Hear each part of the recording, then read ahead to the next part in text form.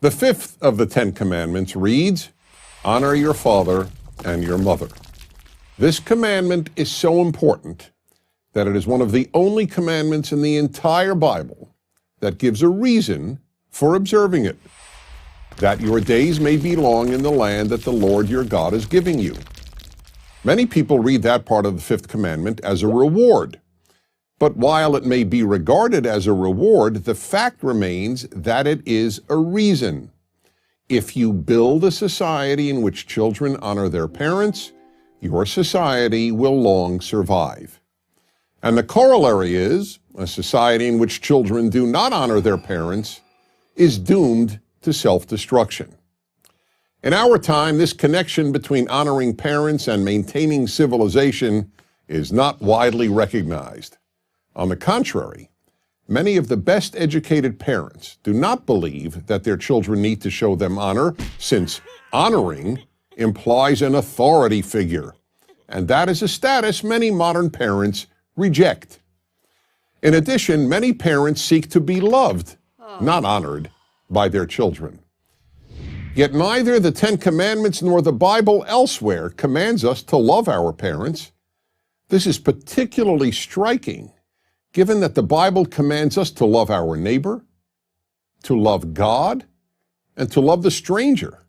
The Bible understands that there will always be individuals who, for whatever reason, do not love a parent. Therefore, it does not demand what may be psychologically or emotionally impossible, but it does demand that we show honor to our parents. And it makes this demand only with regard to parents. There is no one else who the Bible commands us to honor. So then, why is honoring parents so important?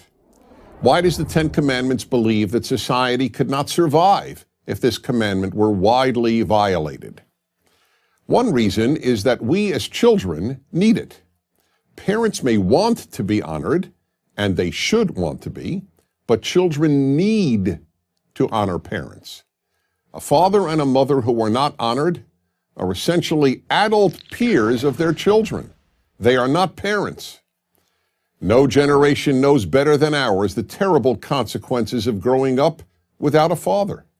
Fatherless boys are far more likely to grow up and commit violent crime, mistreat women, and act out against society in every other way. Girls who do not have a father to honor, and hopefully to love as well, are more likely to seek the wrong men and to be promiscuous at an early age. Second, honoring parents is how nearly all of us come to recognize that there is a moral authority above us to whom we are morally accountable. And without this, we cannot create or maintain a moral society. Of course, for the Ten Commandments, the ultimate moral authority is God, who is therefore higher than even our parents. But it is very difficult to come to honor God without having had a parent, especially a father, to honor. Sigmund Freud, the father of psychiatry and an atheist, theorized that one's attitude towards one's father largely shaped one's attitude toward God.